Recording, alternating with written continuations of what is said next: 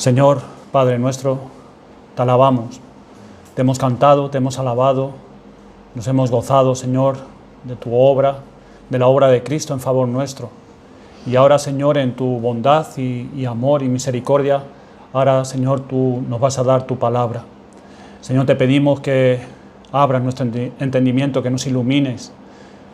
Señor, que rompas, Señor, nuestro duro corazón, que nuestro amor se derrita, Señor, como cera, ante las riquezas y la hermosura del Evangelio de Cristo. Padre, con nervios, como estoy, pero también con gozo, te ruego, Señor, que me ayudes para poder predicar tu palabra, que me des la libertad que da tu Espíritu para poder anunciar la verdad gloriosa de Cristo. Fortalece a tu pueblo, edifica a tu iglesia, consuela a tus elegidos. También salva a aquellos, Señor, que están perdidos, que están fuera de tu reino. Ilumínales, dales vida, Señor, por el poder de tu palabra y de tu Espíritu. Te lo pedimos en el nombre de Jesucristo, nuestro glorioso Salvador. Amén. Vamos a abrir nuestras Biblias en el Evangelio de Juan, pasaje muy conocido, el capítulo número 3, Juan 3.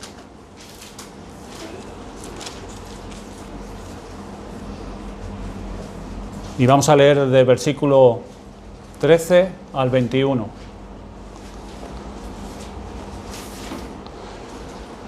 Dice así la palabra de Dios. Nadie subió al cielo, sino el que descendió del cielo, el Hijo del Hombre que está en el cielo. Y como Moisés levantó la serpiente en el desierto, así es necesario que el Hijo del Hombre sea levantado, para que todo aquel que en él cree no se pierda, mas tenga vida eterna. Porque de tal manera amó Dios al mundo, que ha dado a su Hijo unigénito, para que todo aquel que en él cree no se pierda, mas tenga vida eterna. Porque no envió Dios a su Hijo al mundo para condenar al mundo, sino para que el mundo sea salvo por él. El que en él cree no es condenado, pero el que no cree ya ha sido condenado, porque no ha creído en el nombre del unigénito Hijo de Dios. Y esta es la condenación, que la luz vino al mundo y los hombres amaron más las tinieblas que la luz, porque sus obras eran malas. Porque todo aquel que hace lo malo aborrece la luz y no viene a la luz, para que sus obras no sean reprendidas. Mas el que practica la verdad viene a la luz, para que sean manifiesto que sus obras son hechas en Dios.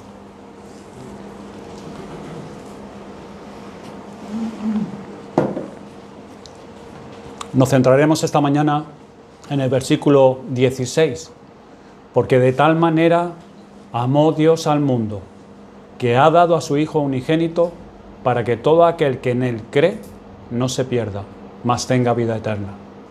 Qué gran mensaje es este por la boca de nuestro Señor Jesucristo, el mensaje de la grandeza del amor de Dios, la inconmensurable grandeza del amor de Dios.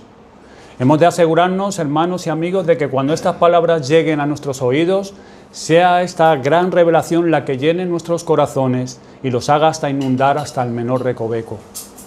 Y esta exhortación no carece de sentido porque hay algunos peligros en los cuales no estamos exentos de caer.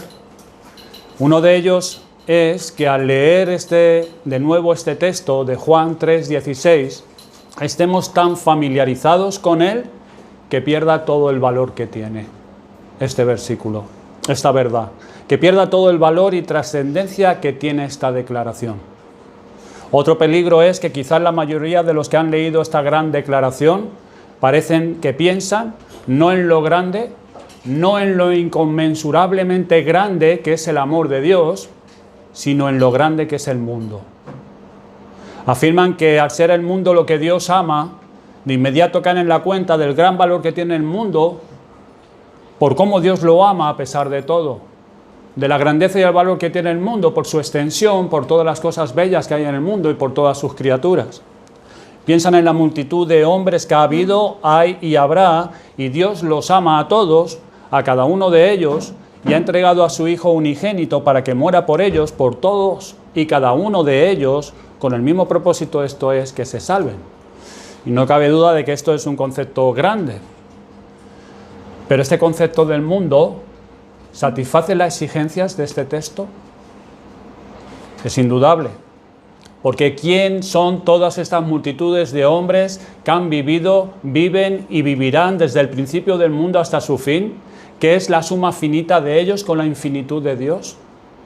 Dice la palabra de Dios en Isaías 40, 15, he aquí que las naciones le son como la gota del agua que cae del cubo, y como menudo polvo en las balanzas les son estimadas. He aquí que hace desaparecer las islas como polvo. O también que es el mundo en comparación con el vasto universo. Considéralo. Este mundo y todo lo que en él hay, todo lo que ha habido o pueda haber en el mundo, no es nada a los ojos de aquel que es infinito. Todo ello flota como una partícula de vapor que se desvanece, que se esfuma ante su mirada eterna. ¿Cómo podremos exaltar nuestra idea de la grandeza del amor divino, concibiéndolo como algo capaz de abarcar todo esto, el mundo? Y esa unidad de medida es muy pequeña. No se puede hacer una estimación de cosas tan grandes como el amor de Dios con cosas tan pequeñas como el mundo, lo que hay en el mundo. Por muy vasto que imaginemos el mundo, no se puede comparar con el inconmensurable amor de Dios.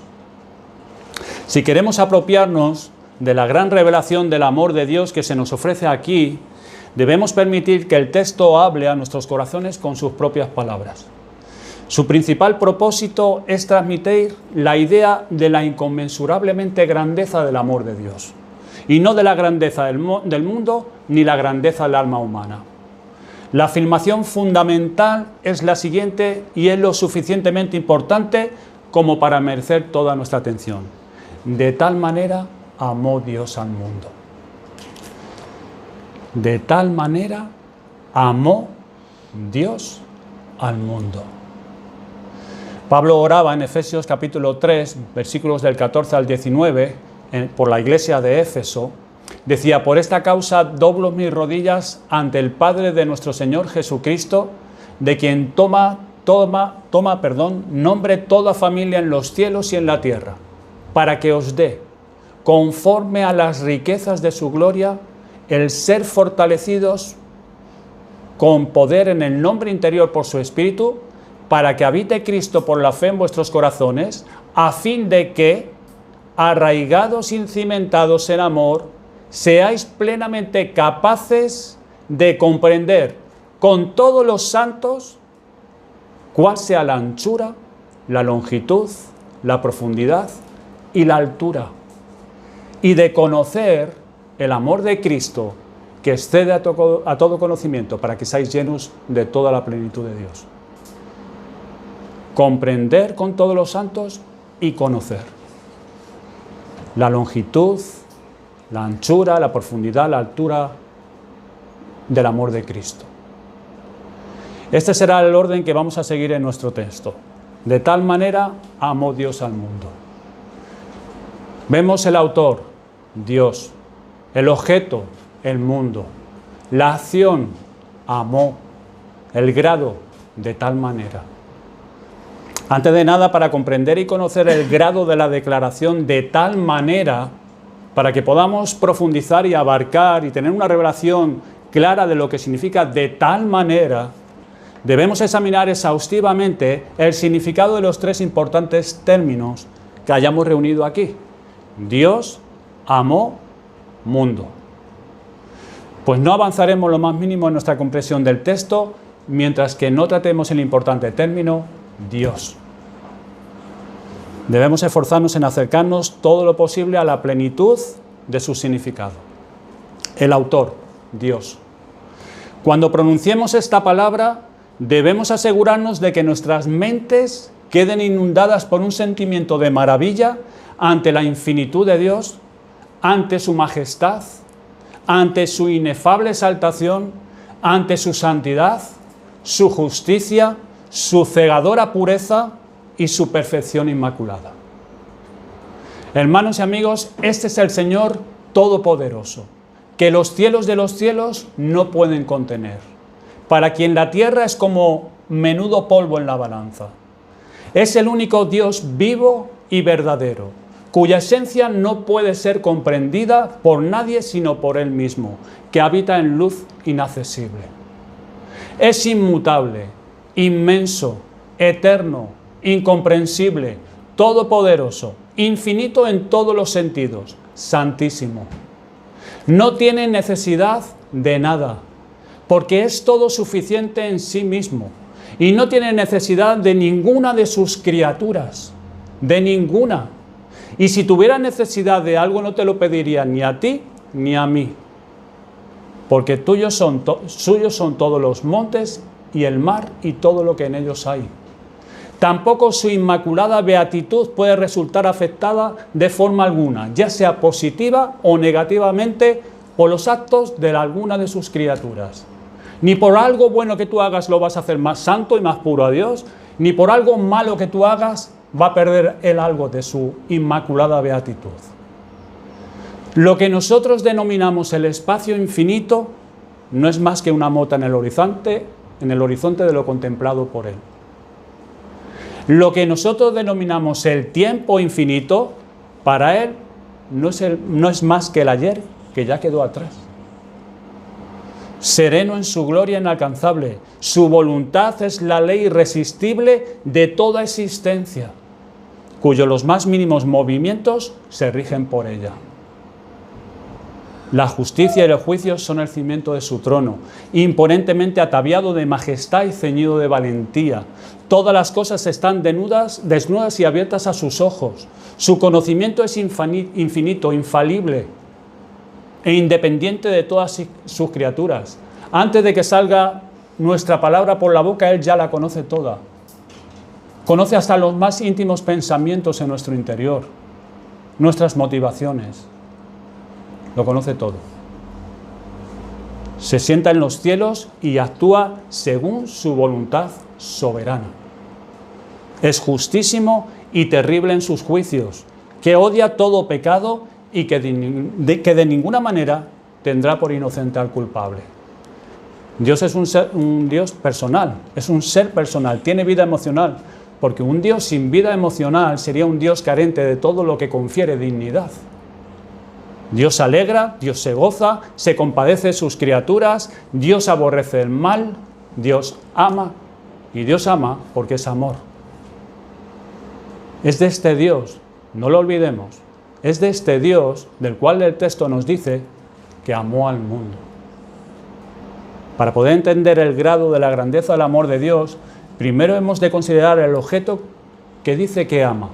No es otra cosa que el mundo.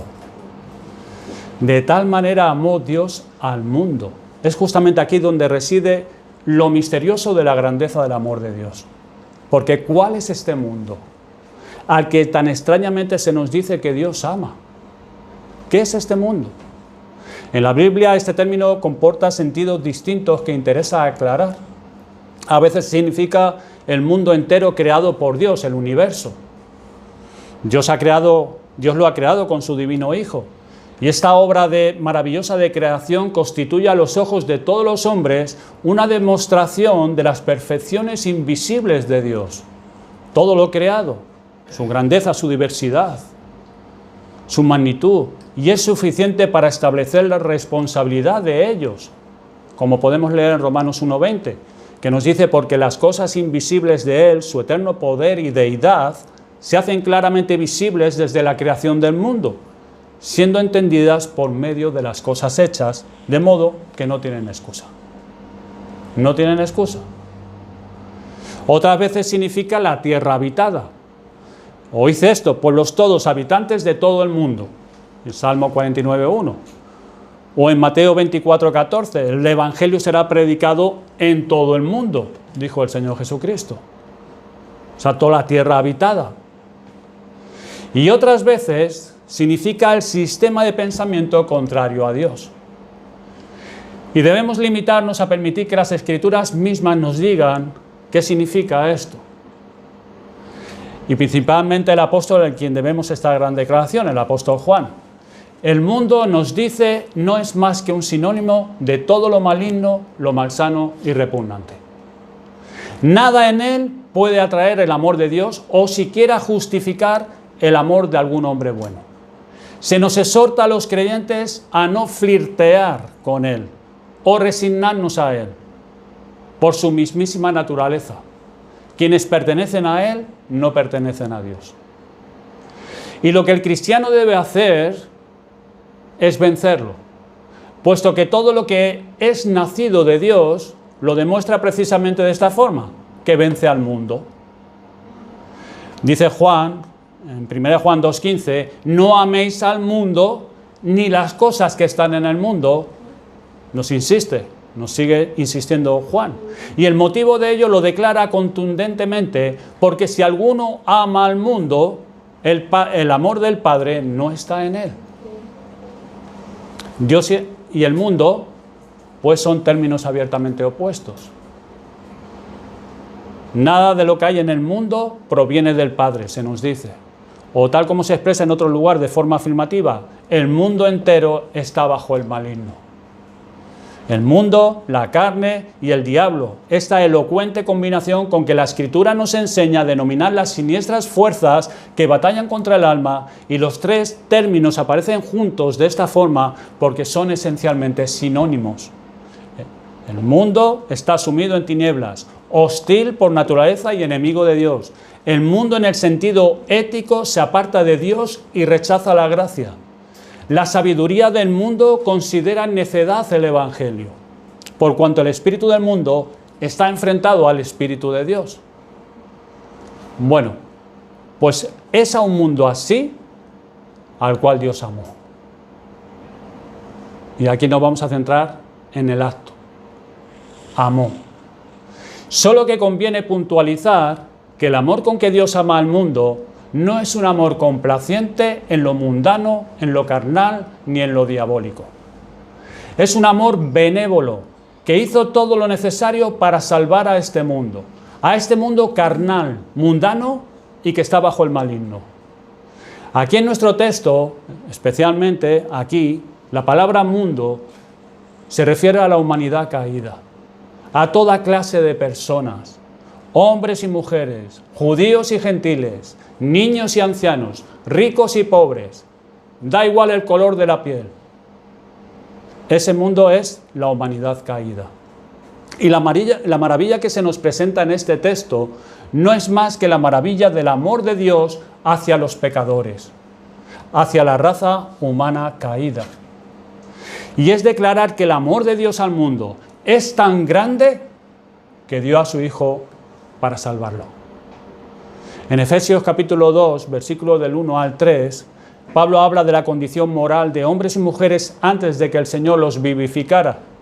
Y dice, y vosotros aún cuando estabais muertos a causa de vuestros delitos y pecados, en los cuales en tiempos pasados anduvisteis según la corriente de este mundo, conforme al príncipe del imperio del aire, imperio del espíritu que ahora actúa en los hijos de desobediencia, entre los cuales nosotros también vivíamos en las concupiscencias de nuestra carne, satisfaciendo los deseos de la carne y sus razonamientos, y éramos por naturaleza hijos de ira, lo mismo que los demás.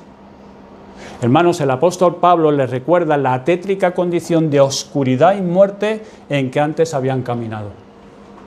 Antes de su conversión se hallaban muertos en sus delitos. Esto es, desviados de la senda recta y angosta. Y estaban muertos en pecados. Esto es, las inclinaciones, pensamientos, palabras y obras que no daban en el blanco. Esto es, no glorifican a Dios. Pues a estos hombres y mujeres en tal estado es que Dios los amó. Es que Dios los amó. Pero ¿por qué Dios los amó? Podemos mencionar otras cosas como razones, pero no podemos dar el porqué de su amor. Dios mostró su sabiduría, poder, justicia y santidad en nuestra redención por medio de Cristo. Si preguntamos por qué dio tanta importancia a una criatura que no tiene ningún valor, creada al principio del polvo de la tierra, para luego caer en la deshonra y no serle útil para nada, de ninguna utilidad, tenemos aquí la respuesta. Porque nos amó. Porque nos amó.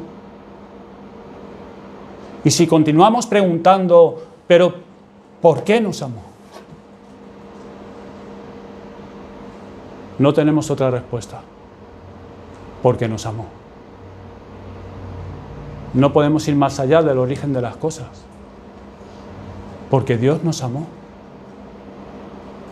Y Moisés expresa la misma razón. No por ser vosotros más que todos los pueblos os ha querido Jehová y os ha escogido, pues vosotros erais el más insignificante de todos los pueblos, sino por cuanto Jehová os amó.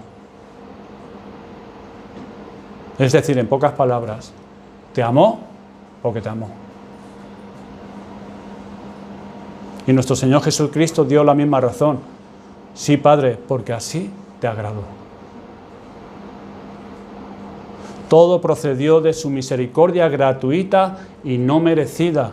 Y más allá de esto, es inútil que vayamos en busca del porqué de lo que hizo para nuestra salvación. Porque Dios te amó. Hemos visto el autor, Dios. Hemos visto el objeto, el mundo. Y la acción, el acto, amó. Ahora veamos el grado y la dádiva. Para conocer el grado del amor de Dios, esto es, de tal manera hemos verlo junto con la dádiva, porque si no, no vamos a poderlo comprender. Porque de tal manera amó Dios al mundo, que ha dado a su Hijo unigénito. Porque de tal manera amó Dios al mundo, que ha dado. Dios ha dado. Dios ha dado muchas cosas a los hombres. Dios no ha dejado a la humanidad abandonada. Nada más caer nuestros primeros padres en el Edén, Dios podía haberlos dejado, pero no los abandonó, sino que les siguió proveyendo y les dio la promesa del Salvador. Amó al mundo, amó a hombres y mujeres caídos, pecadores, enemigos, hombres y mujeres hostiles a Él. A esto de tal forma que dio a su Hijo unigénito. De tal manera amó Dios al mundo, que ha dado a su Hijo unigénito. Hermanos, no hay palabras más hermosas que podamos oír que estas. Dios ha dado a su Hijo unigénito. Este Hijo unigénito, ese de unigénito en el sentido literal significa Hijo único. Porque aquí el énfasis principal recae sobre su singularidad, más que en su naturaleza de hijo, sino en lo singular que es este Hijo para Dios. Él es el Hijo de Dios de una manera que nadie más es. Indica un intenso afecto derivado de una íntima relación que nadie más tiene que Él con su Hijo. Y describe la relación absolutamente singular del Hijo con el Padre en su naturaleza divina. Dios nos ha dado a su Hijo único, al que ama, del cual tenía complacencia.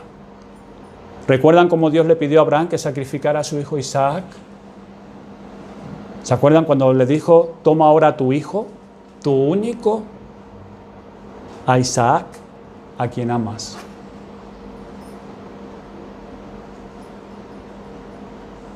Grandes cosas tienen que penetrar en nuestra mente, querámoslo o no.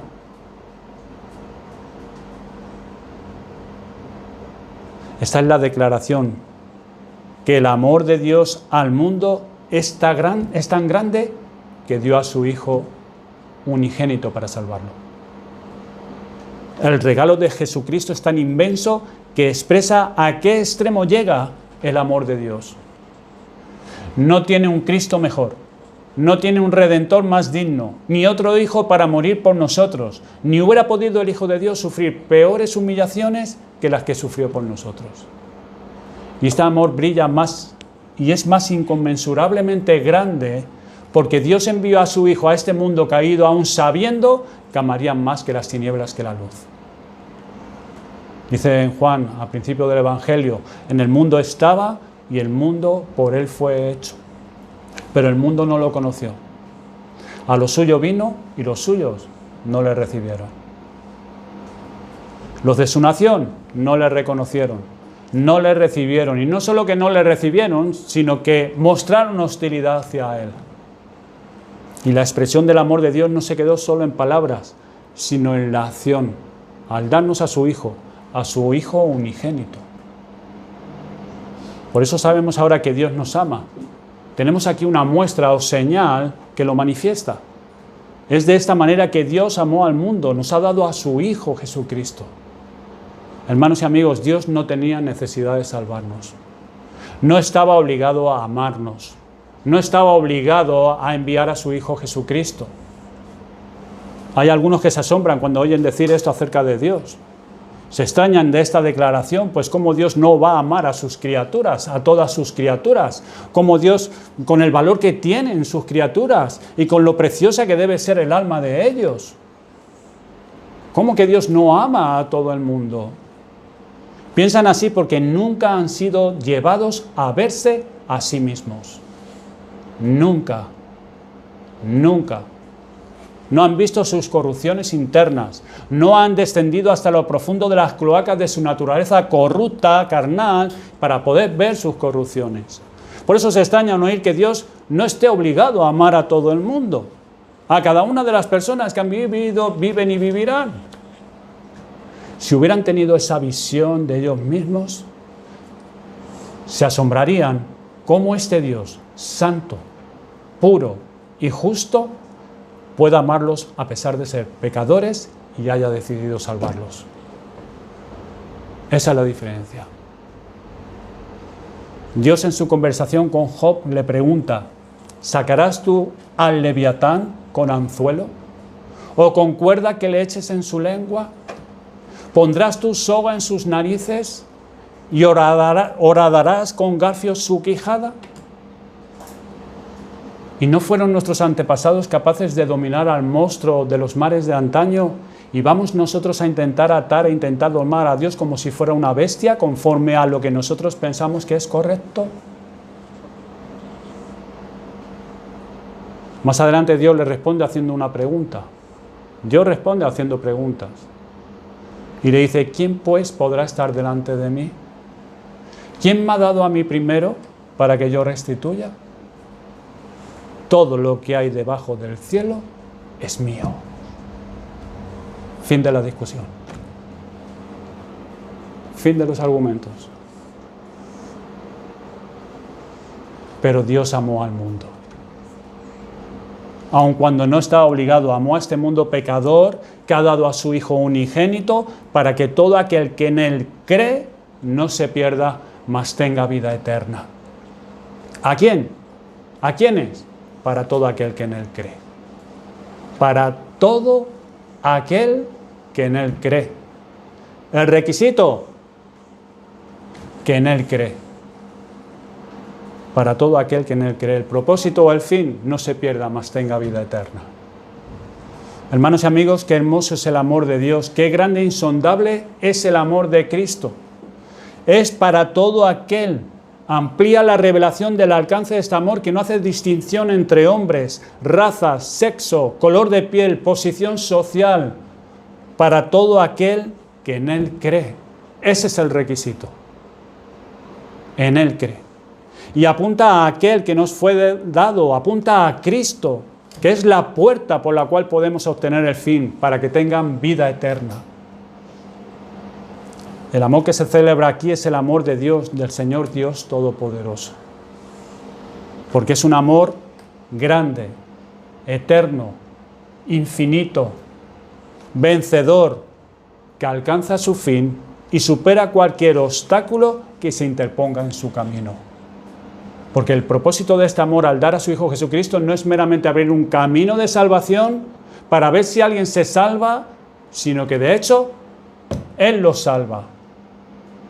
Para todo aquel que en Él cree, tenga vida eterna. Amigo, es para todo aquel que en Él cree. Para todo aquel que en Él cree. Aquellos que lo reciben con confianza y fe permanente. Estos tienen vida eterna. No que tendrán vida eterna, tienen vida eterna. No que serán salvos, son salvos. Tienen vida eterna, tienen el perdón de pecados. han sido declarados justos. Y tú puedes debatirte en un mar de dudas al contemplar tus pecados y preguntarte, ¿cómo puede Dios amar a una persona como yo? ¿Cómo puede Dios amar a una persona como yo?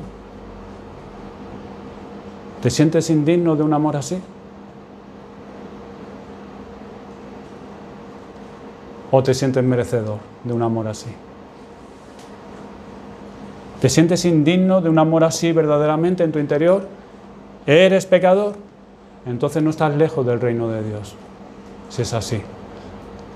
Quizás sean los primeros impulsos del Espíritu Santo obrando en tu alma, haciéndote ver tu indignidad. Ahora solo te falta una cosa, como el Señor le dijo al joven rico, para todo aquel que en Él cree. Es para todo aquel que en Él cree. Bueno, no le dijo eso al rico, pero lo digo yo, le falta una cosa. Para todo aquel que en Él cree, es el requisito. Tendrás vida eterna. Pero considera algo más en nuestro texto. En el versículo 17 nos dice, porque no envió Dios a su Hijo al mundo para condenar al mundo, sino para que el mundo sea salvo por Él.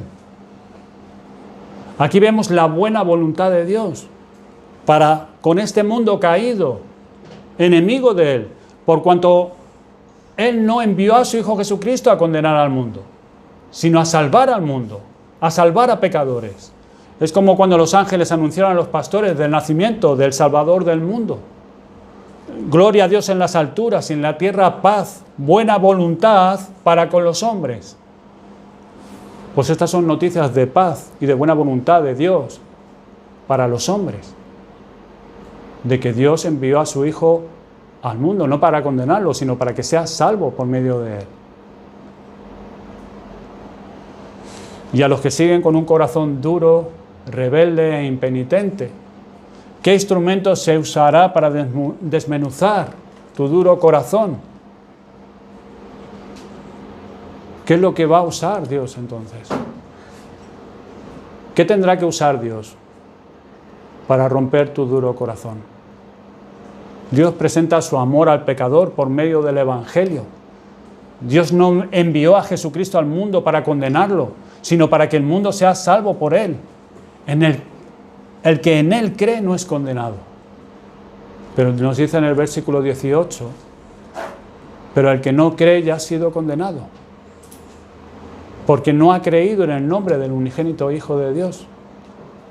Aquel que rechaza a Cristo y no quiere en Él, no quiere creer en Él, no tiene que esperar al juicio final, como si el veredicto se aplazara hasta entonces.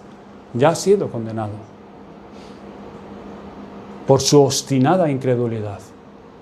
Ya ha sido condenado y por lo tanto permanece en ese estado de condenación. No te encuentres tú entre esos obstinados rechazadores del Evangelio, de la gracia de Cristo. Porque puede venir juicio de Dios a tu vida y endurecer tu corazón y ya está. Y Dios te deja. Te deja.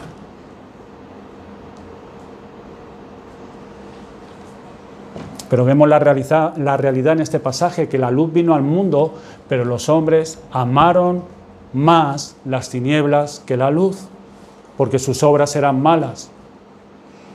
Porque todo aquel que hace lo malo aborrece la luz y no viene a la luz para que sus obras no sean reprendidas. Y al presentarnos este cuadro, bien podríamos desanimarnos por nuestros seres queridos y amigos que están descritos aquí. Pero cuanto más oscura sea la noche, más brilla la gracia de Dios a través del Evangelio de Cristo. No perdemos la esperanza porque nuestra esperanza y fortaleza es en Dios. No ponemos nuestra mirada en la criatura, a ver si alguna inclinación a algo que se vea. Al principio de este capítulo, el Señor Jesús nos presenta la necesidad de nacer de nuevo por el poder del Espíritu Santo. Y también se nos presenta el origen y la causa por la cual hombres y mujeres pueden, por el Espíritu Santo, nacer de nuevo y creer en Jesucristo para vida eterna. Y es la necesidad de la expiación de Cristo. como se nos dice aquí, y como Moisés levantó la serpiente en el desierto, así es necesario que el Hijo del Hombre sea levantado. Porque de tal manera amó Dios al mundo que ha dado a su Hijo unigénito, para que todo aquel que en él cree no se pierda, mas tenga vida eterna. Sin la expiación de Cristo hecha por ellos, no hubiera tenido sentido ni la regeneración, ni la fe, ni tampoco la vida eterna.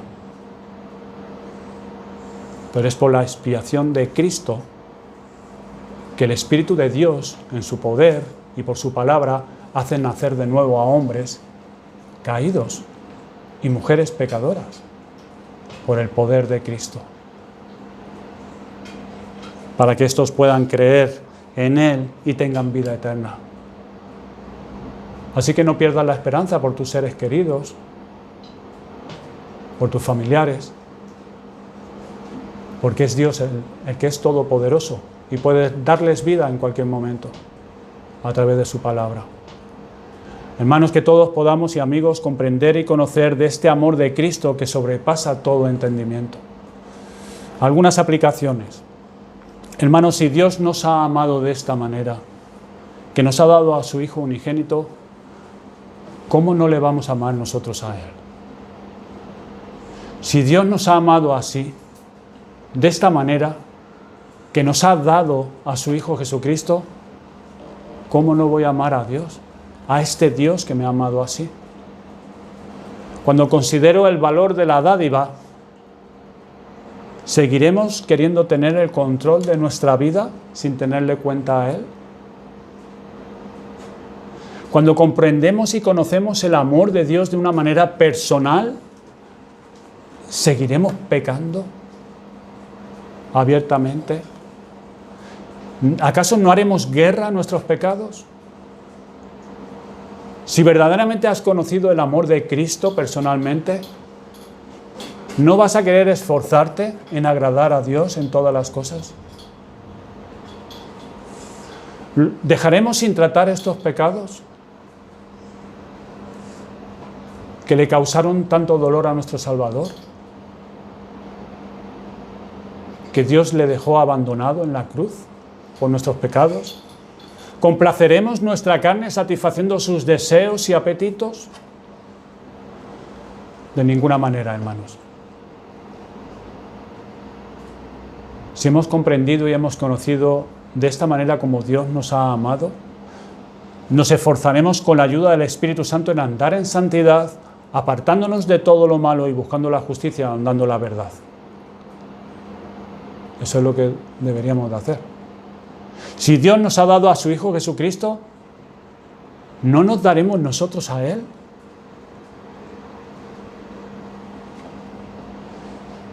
Dice, en esto se mostró el amor de Dios para con nosotros, en que Dios envió a su Hijo unigénito al mundo para que vivamos por Él. Nosotros le amamos a Él, dice Juan, porque Él nos amó primero. ¿Amas a Cristo? ¿Amas a Dios verdaderamente?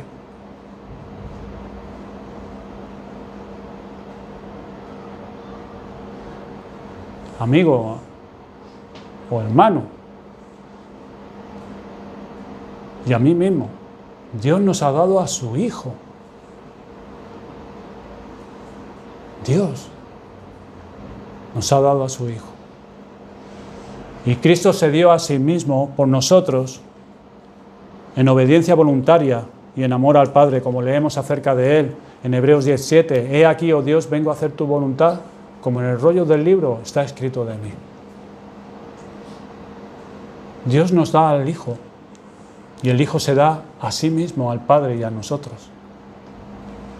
Si Cristo se dio a sí mismo por nosotros, ¿no nos daremos nosotros a Él?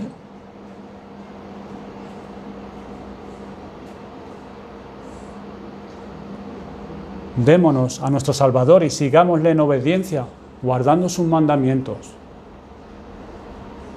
Pues puede sonar muy bonito, sí, yo amo a Cristo, pero ¿estás guardando sus mandamientos? Bueno, ¿conoces sus mandamientos, primeramente? Porque si no se conocen los mandamientos, pocos mandamientos se va a guardar. ¿Conoces sus mandamientos? Dice, pues este es el amor de Dios, que guardemos sus mandamientos. Y sus mandamientos no son gravosos. Y hermanos, amigos, no son gravosos porque como nos ha amado Dios, lo que Él nos pueda mandar, sabemos que Él es nuestro Padre y que es bueno para nosotros. Todos sus mandamientos son buenos para nosotros. Y no son gravosos para nosotros. Pero por otro lado también, hermanos, refutemos todo malentendido en cuanto a Dios. Es el gran designio de Satanás rebajar nuestra opinión de la bondad de Dios. Ese es su designio, ese es su trabajo. Va a emplear todas sus astucias y artimañas para rebajar nuestra opinión de la bondad de Dios. Y asaltó primero a nuestros padres y lo consiguió. A nuestros padres en el Edén, sugiriéndoles que Dios, a pesar de toda su bondad al crearlos, envidiaba la felicidad y dicha del hombre. Y hasta el día de hoy no se ha desviado de su propósito. Busca esconder la bondad de Dios y presentarlo como un Dios que se deleita en nuestra destrucción y condenación, en lugar de nuestra salvación, como si no quisiera hacernos bien. ¿Y para qué? Para que nos mantengamos distanciados de Dios y lo consideremos aborrecible. O si no puede lograr tanto, nos tienta a tener pensamientos indignos y malos acerca de su bondad y misericordia. Hermanos, no podemos eludir la tentación más que por medio de reflexionar en su amor por el cual Dios dio a su Hijo para salvar al mundo. Es por medio de nuestra meditación, esforzándonos en reflexionar acerca de esto, del Evangelio de Dios, el Evangelio de Cristo, cómo Dios dio a su Hijo Jesucristo por amor a hombres y mujeres pecadores. Es así como vamos a poder eludir la tentación del enemigo. Esto demuestra que está más lleno de misericordia Dios y bondad que el sol lo está de la luz o el mar del agua. Porque ¿qué expresó su amor de una manera tan maravillosa y asombrosa, sino para que tuviéramos pensamientos más elevados y grandes de su bondad y misericordia? La bondad y misericordia de Dios al darnos a su Hijo Jesucristo debe producir también en nosotros humildad y gratitud, cuando consideramos la falta del mérito del que recibe tal dádiva. Hermanos, somos totalmente indignos de que el Hijo de Dios se encarnara y muriera por nosotros. Totalmente indignos. Cuando considero que Dios me haya amado de tal manera, que ha dado a Jesucristo para que muriera por mis pecados en la cruz, sufriendo la burla, el desprecio y el abandono de su Padre, ¿quiénes somos nosotros? ¿Quién eres tú? ¿Quién soy yo? ¿Quiénes somos nosotros? El apóstol Pablo bien lo recalca. Ciertamente apenas morirá alguno por un justo. Con todo, pudiera ser que alguno osara morir por el bueno. Quizás pudiera haber que haya alguno. Fíjense los términos que usa. Quizás. Mas Dios muestra su amor para con nosotros en que siendo aún pecadores, Cristo murió por nosotros. No había nada en el objeto que lo impulsara a hacerlo, porque no somos ni buenos ni justos, sino impíos. Sin tener en cuenta que no hay ningún mérito en nosotros, porque todos estamos en un estado de condenación, envió a su Hijo a morir por nosotros y librarnos de la muerte eterna y hacernos partícipes de la vida eterna. Dios de tal manera amó al mundo cuando habíamos pecado y nos habíamos arrojado conscientemente a un estado de condenación. Por eso no hay ningún mérito en nosotros. Y eso tiene que producir gratitud, humildad en nosotros. Dice, porque por gracia sois salvos por medio de la fe, y esto no de vosotros, pues es don de Dios, no por obras, para que nadie se gloríe. Hermanos, que produzca gratitud en nosotros, humildad, y redunde en alabanzas y en adoración al Señor. Y por último, Juan nos exhorta diciendo Amados, si Dios nos ha amado así, debemos también nosotros amarnos los unos a los otros. Si Dios te ha amado así, lo natural es amar a aquellos a los cuales Dios ama. Si Dios nos ha amado de tal manera que ha dado a su Hijo, y Cristo nos amó y se dio mismo por nosotros, ¿no nos daremos nosotros a los hermanos?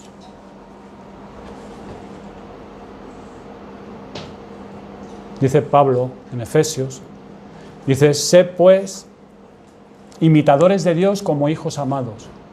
Sed imitadores de Dios. Y andad en amor, como también Cristo nos amó y se entregó a sí mismo por nosotros, ofrenda y sacrificio a Dios en olor fragante. Sean benignos unos con otros, misericordiosos, perdonándoos unos a otros, como Dios también os perdonó a vosotros en Cristo. Hermanos, esforcémonos en conocer más a este Dios, el cual nos amó. Para que seamos plenamente capaces, como Pablo oraba por esa iglesia, capaces de comprender con todos los santos cuál sea la anchura, la longitud, la profundidad y la altura, y de conocer el amor de Cristo, que excede a todo conocimiento, y seamos llenos de toda la plenitud de Dios. Vamos a orar y dar gracias al Señor.